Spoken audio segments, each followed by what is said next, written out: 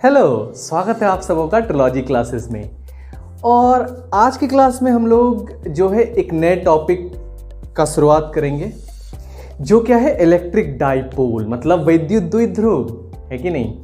अब ये वैद्युत द्विध्रुव क्या होता है इसको आज समझेंगे, लेकिन यहाँ पे आपको समझना एक और चीज़ है कि इससे प्रीवियस वाले जितने भी वीडियोस हैं उसको आपको देखना है। तो इसके लिए आप क्या करोगे, आप ट्रिलॉजी क्लासेस के चैनल को सब्सक्राइब कर लो, है कि नहीं।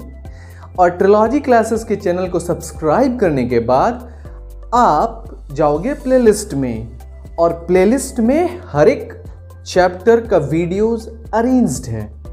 आई बात समझ में। तो इसलिए क्या करना है आपको, सबसे पहले आपको ट्रिलॉजी क्लासेस को सब्सक्राइब कर लेना है और उसके प्लेलिस्ट में जाके चैप्टर वाइज सारा वीडियो अरेंज्ड है उसको देखना है, ठीक है।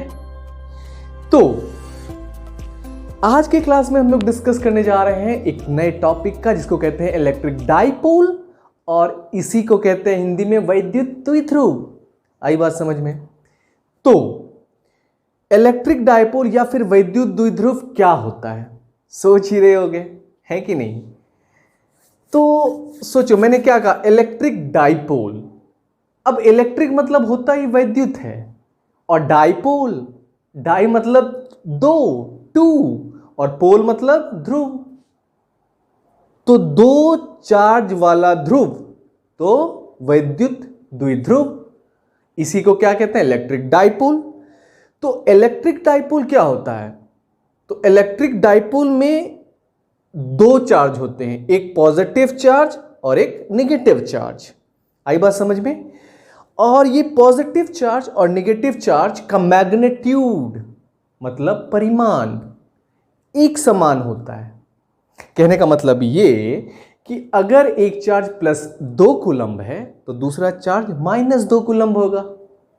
अगर एक चार्ज +4 कूलम्ब है तो दूसरा चार्ज -4 कूलम्ब होगा। तो जब सेम मैग्नीट्यूड का चार्ज, मतलब सेम एक समान परिमाण वाले आवेश, सेम मैग्नीट्यूड का चार्ज अगर कुछ डिस्टेंस से सेपरेट है, मतलब अलग है, मतलब एक दूरी बनाए हुए है, तो उसे हम क्या कहेंगे, इलेक्ट्रिक डाइपोल कहेंगे, मतलब वैद्युत द्विध्रुव कहेंगे। अगर इसका एग्जैक्ट डेफिनेशन आप देखोगे तो वो क्या होगा, तो इसके लिए बस आपको ये कहना है, an electric dipole consists of two charges in which one charges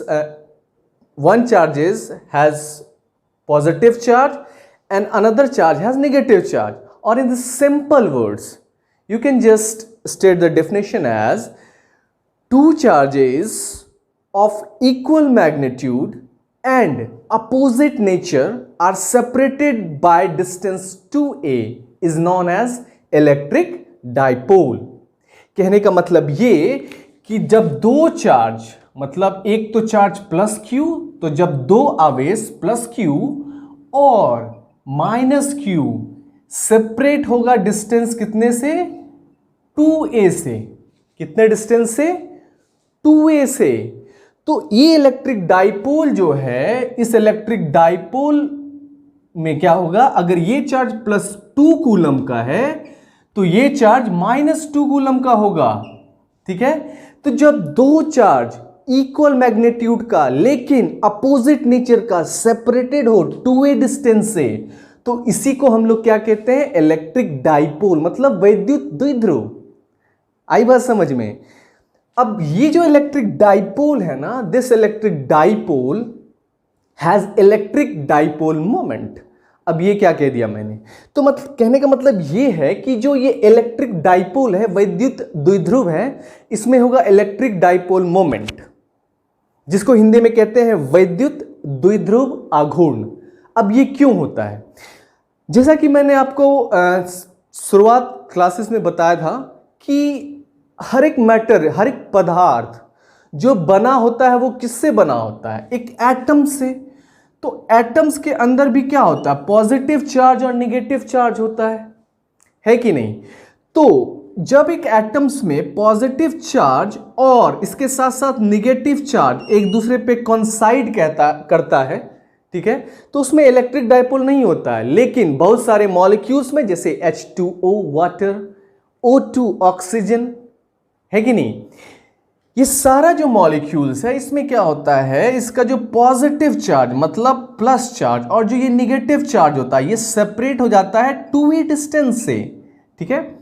इसलिए जब दो चार्जेस इक्वल मैग्नीट्यूड का सेपरेट हो जाएगा 2a डिस्टेंस से, तो उसी को हम लोग क्या कहते हैं, इलेक्ट्रिक डाइपोल कहते हैं। और इसी इलेक्ट्रिक ये जो सेपरेशन होता है इसी के कारण होता है इसमें इलेक्ट्रिक डाइपोल मोमेंट। हाँ जी, इलेक्ट्रिक डाइपोल मोमेंट, वैद्युत द्विध्रुव आघूर्ण। अब ये जो वैद्युत द्विध्रुव आघूर्ण होता है इसको हम लोग रिप्रेजेंट करते हैं P से, किससे, कैपिटल P से।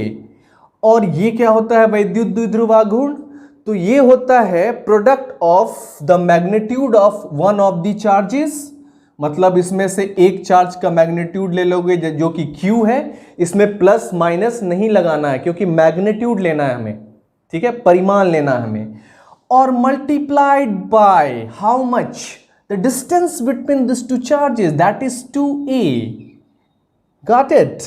सो this is Q into 2a. So what is an electric dipole moment? An electric dipole moment is the product of one of the charges into distance between them. So this is called electric dipole moment. And in the Hindi you can just call it वैद्युत द्विध्रुव आघूर्ण। तो वैद्युत द्विध्रुव आघूर्ण जो होता है इसमें जब आवेश और उसके बीच के दूरी को गुणा करोगे उसी को हम लोग वैद्युत द्विध्रुव आघूर्ण कहते हैं, ठीक है। अब इसमें एक और चीज है इंपॉर्टेंट कि ये जो इलेक्ट्रिक डाइपोल मोमेंट होता है इसका डायरेक्शन किधर होता है। तो आपको ये चीज तो पता है कि इलेक्ट्रिक फील्ड हमेशा पॉजिटिव चार्ज से निकल के निगेटिव चार्ज की ओर जाता है, ठीक है। लेकिन जो इलेक्ट्रिक डाइपोल मोमेंट है, ये इलेक्ट्रिक डाइपोल मोमेंट हमेशा जो होता है वो नेगेटिव चार्ज से पॉजिटिव चार्ज की तरफ होगा। तो इसलिए ये जो P है इसका डायरेक्शन -Q से +Q की ओर होगा। आई बात समझ में?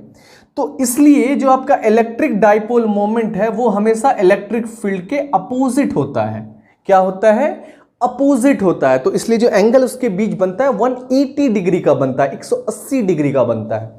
अब इसी इलेक्ट्रिक डाइपोल मोमेंट में, मतलब इसी इलेक्ट्रिक डाइपोल मोमेंट का जो यूनिट होता है, मतलब इकाई होता है, वो क्या हो जाएगा, Q इंटू 2a। मतलब क्या होता है ये, Q मतलब कूलम और 2a डिस्टेंस है तो इंटू मीटर। तो ये हो गया क्या, कूलम इंटू मीटर। ये हो गया क्या आपका, इसका यूनिट, इसका इकाई। आई बात समझ में? अब आपको अगर पूछा जाए कि इसका डायमेंशनल फॉर्मूला क्या होगा तो क्या करोगे आप? तो सिंपल सा लॉजिक है। कूलम का जो डायमेंशनल फॉर्मूला होता है वो होता है आपका A और T, और ये जो डिस्टेंस है मीटर, इसको हम इसके लिए लिखते हैं हम लोग L।